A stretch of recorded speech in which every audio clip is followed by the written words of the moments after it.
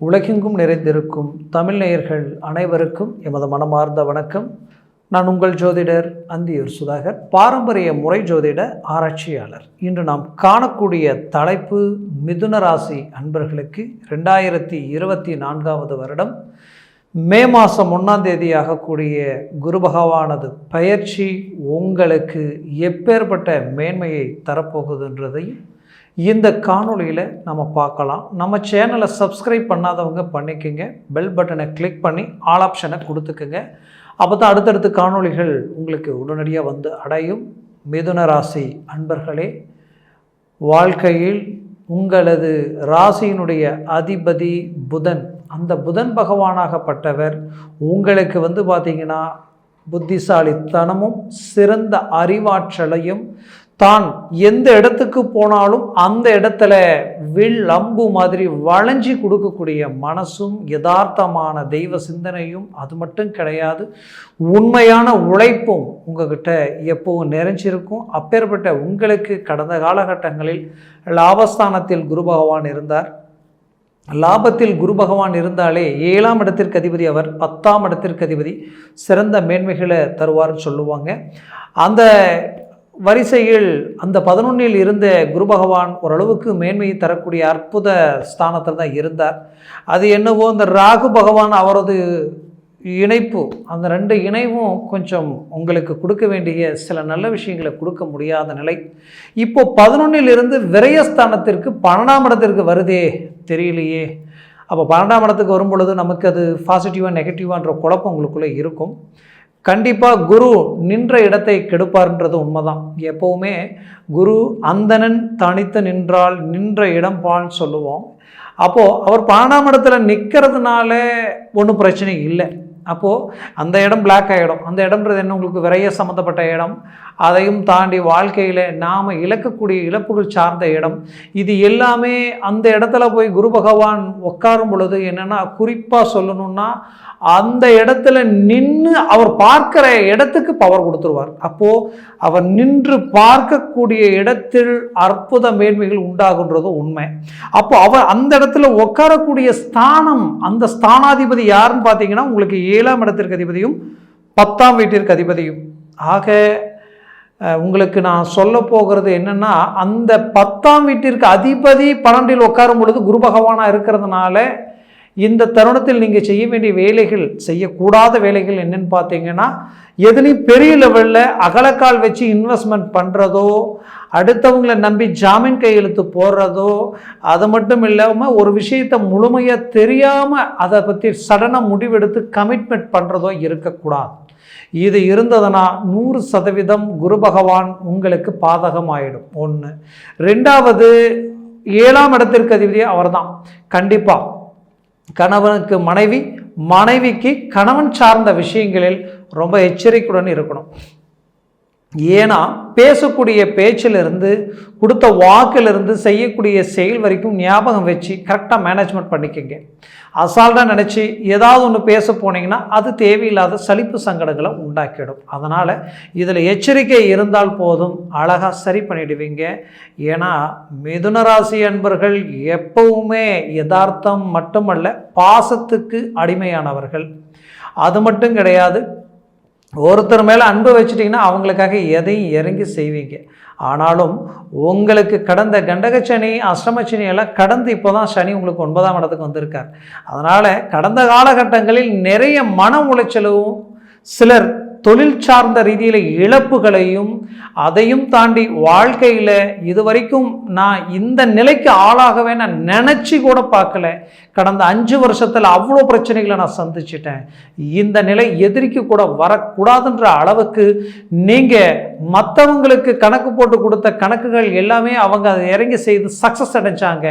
ஆனால் நீங்கள் சில இன்வெஸ்ட்மெண்ட், சில பணம் போட்டு பல விஷயங்களில் போடும்போது இருந்த வேல்யூ நீங்கள் போட்ட அந்த தொழில் சார்ந்தோ அந்த பொருள் சார்ந்தோ போட்டதுக்கப்புறம் அதனுடைய விலை மதிப்பு குறைந்ததுனால இன்றைக்கி உங்களுடைய பணமும் சரி, உங்களுடைய இன்வெஸ்ட்மெண்ட்டும் சரி, எல்லாம் பிளாக்காகி நிற்கக்கூடிய ஒரு நிலை. இதிலிருந்து மீண்டு வரக்கூடிய வாய்ப்புகளும் வளர்ச்சிகளும் நமக்கு கிடைக்குமான்ற ஏக்கத்தில் இருக்கக்கூடிய உங்களுக்கு, ஏன் ஒரு வாய்ப்பு கிடைச்சா சாதிச்சு கட்டலாம் அப்படின்ற ஒரு எண்ணத்தில் இருக்கிற உங்களுக்கு 100% இப்போ அந்த வாய்ப்புகள் உங்களுக்கு குரு பார்வையில் கிடைக்குது.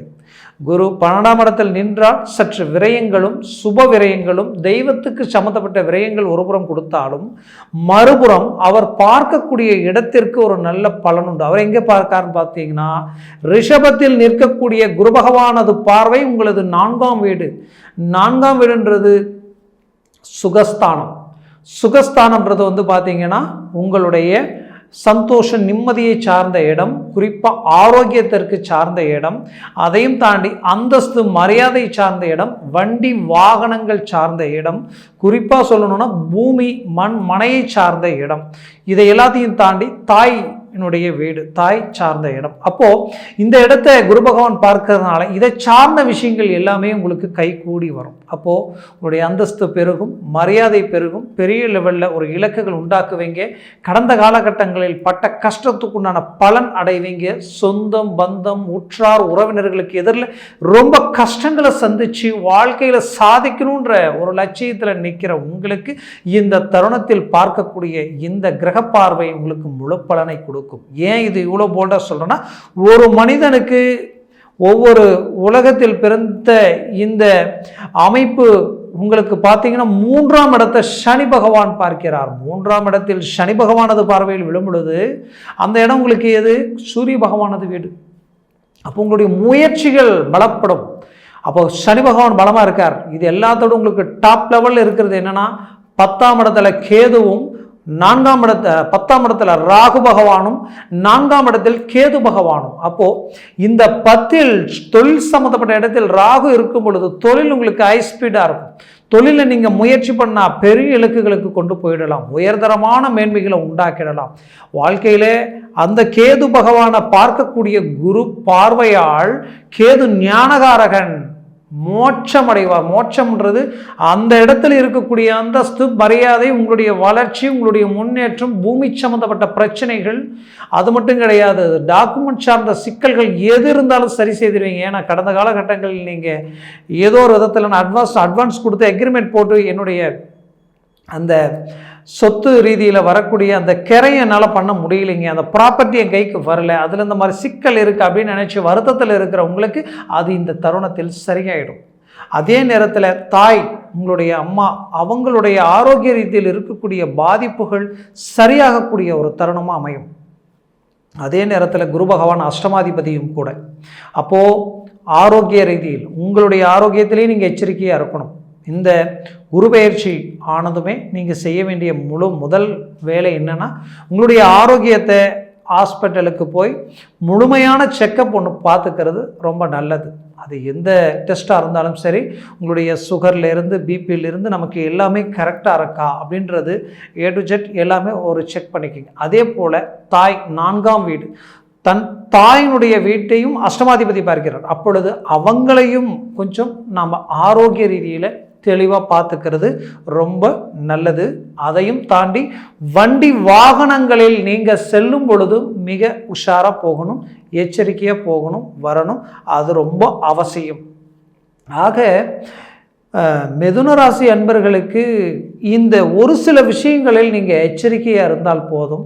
மற்ற விஷயங்கள் உங்களுக்கு ரொம்ப பலமாக இருக்குது. அதையும் தாண்டி குரு பார்வை இன்னும் எங்கே விழுதுன்னு பார்த்தீங்கன்னா, உங்களது அற்புதமான இடம் என்னன்னு கேட்டிங்கன்னா அஷ்டமஸ்தானத்திலும் விழுது. அடுத்தது உங்களுக்கு குறிப்பாக சொல்லணும்னா சத்துருஸ்தானத்தில் விழுது. இத்தனை நாளாக தொழில் சார்ந்த ரீதியில் பல பிரச்சனைகளையும் பல சிக்கல்களையும் அதை தொடங்கி அதை ஆரம்பித்து அடுத்த கட்டத்துக்கு கொண்டு போகணுன்ற முயற்சிகளை அதெடுத்து எங்கெங்கே வாங்கக்கூடாது எல்லாத்தையும் எடுத்து போட்டு இன்றைக்கி அதில் கண்டினியூ பண்ண முடியாமல் வெளியில் வரவும் முடியாத அளவுக்கெல்லாம் சிலர் பாதிப்புகளை சந்திச்சிட்டீங்க. அது மட்டும் கிடையாது, இன்னும் சிலரது வாழ்க்கையில் உங்ககிட்ட சம்பளம் வாங்குறவங்களுக்கு இருக்கிற திருப்தி கொடுக்குற உங்களுக்கு இல்லாத சந்தோஷம் இல்லாத நிலைக்கு இப்போ ஆளாயிட்டீங்க. ஏன்னா ஒவ்வொரு மாதத்தை கடந்துட்டா போதுமே, இந்த மாதத்தை கடந்து வந்துட்டா போதுமே என்ற அளவுக்கு சில மன உளைச்சலை கடந்து வந்த உங்களுக்கு அந்த தொழில் ரீதியில் இருக்கக்கூடிய எல்லா பாதிப்புகளையும் நீக்கி ஒரு அற்புத மேன்மைகளை உண்டாக்க போகிறீங்க. இது உங்களுக்கு வாழ்க்கையில் கிடைச்ச ஒரு அற்புத வரமாக உங்களுக்கு அமையும். இன்னும் வேலையில் இருக்கக்கூடிய சிக்கல்களையும் சரி செய்திருவீங்க. எப்படி சரி செய்திருவீங்கன்னா, இத்தனை நாளாக மன உளைச்சல்கள் கொடுத்து செய்கிற வேலையில் பல நெருக்கடிகளை உண்டாக்கி இந்த வேலையே வேண்டாம், இதை விட்டு அப்படியே அழகாக வெளியில் போயிடலாமான்ற அளவுக்கெல்லாமே சில மன உளைச்சலுக்கு ஆளாக இருந்தீங்க. அதிலிருந்து அழகாக மீண்டு வெளியில் வந்து நீங்கள் சாதிக்கக்கூடிய அமைப்புகள் உங்கள் மேலே இல்லாதது பொல்லாத பழிகள் போட்டு உங்கள் மன உளைச்சலுக்கு ஆளாகக்கூடிய நிலைகள் கடந்த காலகட்டங்களில் இருந்தது. வீண் பழிகளுக்கு ஆளாயிருந்தீங்க.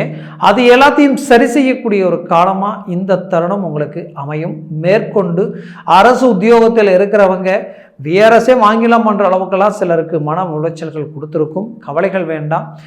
நல்ல ஒரு மேன்மையை உருவாக்க போகிறீங்க. காரணம், அதில் இருந்து அந்த எதிர்ப்பு போட்டி பொறாமைகள் எல்லாம் விலகி நீங்கள் நினைச்ச மாதிரியான ஒரு அமைப்பை உண்டாக்க போகிறீங்க. குறிப்பாக சொல்லணும்னா, நோய் நொடியில் இருந்து எதிர்ப்பு சத்துரு போட்டி பொறாமைகள் வரைக்கும் சத்துருஸ்தானத்தில் விழக்கூடிய குரு பார்வை உங்களுக்கு அந்த இடத்த உடைச்சி சுக்குநூறாக்கி நீங்கள் நினைச்ச இலக்கை அடையக்கூடிய அற்புத மேன்மைகளை உண்டாக்கிடும். இன்னும் மீண்டும் மீண்டும் நான் சொல்கிறேன், உங்களுக்கு சனி பகவான் ரொம்ப அற்புதமான இடத்துல சொந்த வீட்டில் இருக்கார். அதை விட ராகு பகவான் 10ஆம் இடத்துல இருக்கிறதுனால தொழிலில் மூவ் பண்ணுங்க. குறிப்பாக ஆன்லைனில் பிஸ்னஸ் செய்கிறவங்களுக்கெல்லாம் இது ஒரு அருமையான தருணம். வெளிநாடு வெளிப்பாய வாய்ப்புகள், கடல் கடந்து போய் செய்யக்கூடிய தொழில் சார்ந்தவங்களுக்கு ஒரு அருமையான மேன்மைகள் கிடைக்கும். இன்னைக்கு வரைக்கும் ஒருத்தர் மேலே அன்பு வச்சாலும், நம்பிக்கை வச்சாலும், பாசம் வச்சாலும், எதிரையும் முழுமையாக நம்பி இறங்கி கடந்த காலகட்டங்களில் பலவித நம்பிக்கை துரோகங்களுக்கு ஆளானீங்க. இன்னைக்கு உங்கள் விரலே உங்கள் கண்ணை குத்தன மாதிரி உங்கள் குடும்பம் உங்களை சார்ந்தவங்களே உங்களை புரிஞ்சுக்கலையன்ற மன உளைச்சலுக்கு ஆளாகக்கூடிய சூழலில் இன்னைக்கு மிதுன ராசி அன்பர்கள் நிற்கக்கூடிய நிலைகள் பல பேர். ஏன்னா வாழ்க்கையில் இன்னைக்கு ஆணும் சரி, மிதுனராசி என்பவர்கள் பெண்களுக்கும் சரி, நம்பி திருமண மேன்மையிலையும் நம்பி வாழ்க்கை ரீதியிலையும் இன்னைக்கு பலவித ஏமாற்றங்களை சந்தித்து தன் வாழ்க்கையில் மீண்டும் ரீஎன்ட்ரி கொடுத்து சாதிச்சு காட்டணும், ஒரு அற்புத மேன்மைகளை உண்டாக்கணுன்ற தன்னம்பிக்கையோடு வாழ்ந்துட்டு இருக்கிறீங்க. கண்டிப்பாக அதற்குண்டான வாய்ப்புகள் இந்த தருணத்தில் உங்களுக்கு கிடைக்கும். திருமண மேன்மைகளில் ஒரு அற்புத மேனேஜ்மெண்ட்டை உண்டாக்குவீங்க. கடந்த காலகட்டங்களில் உங்களுக்கு அதனால் சில தோல்விகளும் தடைகளும் இருந்திருக்கும். அந்த தடைகள் மீண்டும் உங்களுக்கு கைகூடி வரக்கூடிய அற்புத மேன்மைகள் 6ஆம் இடத்துல விழக்கூடிய குரு பார்வையால் மீண்டும் அந்த வாய்ப்புகள் கைகூடி வரும். முயற்சிகள் பண்ணுங்க. மேற்கொண்டு உங்களது வாழ்க்கையில் பார்த்தீங்கன்னா, இதில் ஏற்கனவே திருமணமாகி மறுமணத்திற்குண்டான வாய்ப்பு கிடைக்குமான்ற எதிர்பார்ப்பு இருக்கக்கூடிய உங்களுக்கு அந்த 11ஆம் வீட்டிற்கு அதிபதி செவ்வாய் ஆகப்பட்டவர் இந்த குருபெயர்ச்சி ஆகக்கூடிய தருணத்தில் பார்த்தீங்கன்னா, உங்களது 10ஆம் வீட்டில் 11ஆம் வீட்டில் இந்த ஸ்டேஜுக்கு வரும்பொழுது அவர் சொந்த வீட்டுக்கு வந்துடுவார். அப்போது அந்த சொந்த வீட்டிற்கு வரக்கூடிய செவ்வாய் பகவான் இந்த குரு பயிற்சி ஆனதுக்கு அப்புறம் அவர் உங்களுக்கு மறுமணத்திற்குண்டான வாய்ப்பை உருவாக்கி கொடுத்துருவார். மேற்கொண்டு உங்களது வாழ்க்கையில் தந்தை வழி சொத்துக்களிலும் பூர்வ புண்ணிய ரீதியில் இருக்கக்கூடிய பூர்வீக சொத்துக்களில் இருக்கக்கூடிய பிரச்சனைகளில் இருந்து மீண்டு வெளியில் வரக்கூடிய ஒரு காலமாக இந்த தருணம் உங்களுக்கு அமையும். வெளிநாடு வெளிவாய்ப்புகள் போகணும்னு நினைச்சவங்க, தடையாய் நினைக்கிறவங்களுக்கு 12ஆம் இடத்துல இருக்கக்கூடிய குரு கண்டிப்பாக அந்த வெளிநாடு வெளி உத்தியோகத்தை உண்டாக்கிடுவார். அஷ்டமஸ்தானத்தை பார்க்கக்கூடிய குரு பகவான் திடீர் அதிர்ஷ்டங்களை கொடுக்கக்கூடிய வாய்ப்புகளும் உண்டு. 100% அதற்குண்டான அற்புத மேன்மைகளும் உங்களுக்கு உருவாகும். இதில் குறிப்பாக சொல்லணும்னா, புத்திரபாகியம் கிடைக்கலையன்றவங்க உங்களுக்கு தெய்வ வழிபாடுகளும் மீண்டும் மருத்துவத்துறை சார்ந்த மேன்மைகளையும் உண்டாக்குங்க. 100% அதை சார்ந்த வாய்ப்புகளும் உங்களுக்கு கைக்கூடி வரும். மேலும் மிதுனராசி அன்பர்களின் வாழ்க்கையில் தான் பெற்ற பிள்ளைகள் சார்ந்த ரீதியில் சில சிக்கல்களையும் சில பாதிப்புகளையும் சில மன உளைச்சல்களையும் கடந்த காலகட்டங்களில் அடைஞ்சிருப்பீங்க. அந்த மன உளைச்சலிலிருந்து மீண்டு வெளியில் வரக்கூடிய காலம் வரக்கூடிய தருணத்தில் அமையும். குறிப்பாக பெற்ற பிள்ளைகளுக்கும் உங்களுக்கும் இருக்கக்கூடிய அண்டர்ஸ்டாண்டிங் சரி வரலையே, என்னன்னு தெரியலையே என்ற வேதனைகள் இருந்திருக்கும். அதுவும் சரியாக பண்ணிடுவீங்க. இன்னும் சுருக்கமாக சொல்லணும்னா, உங்களது வாழ்க்கையில் நீங்கள் பெற்ற பிள்ளைகளினுடைய கல்வியில் ஒரு நல்ல டெவலப்மெண்ட் இல்லையென்ற வருத்தத்தில் இருக்கிறவங்களுக்கு இந்த காலகட்டங்களில் அதை சார்ந்த வாய்ப்புகளும் கிடைக்கும். குறிப்பாக புத்திர ரீதியில் அந்த குழந்தைகளுக்கு உண்டான ஆரோக்கிய ரீதியில் இருக்கக்கூடிய பிரச்சனைகளும் சரியாயிடும். நீங்கள் பார்த்து பார்த்து அவங்களுடைய திருமண மேன்மைகளையும் தொழில் சார்ந்த அமைப்புகளையும் உண்டாக்கி இருந்திருப்பீங்க.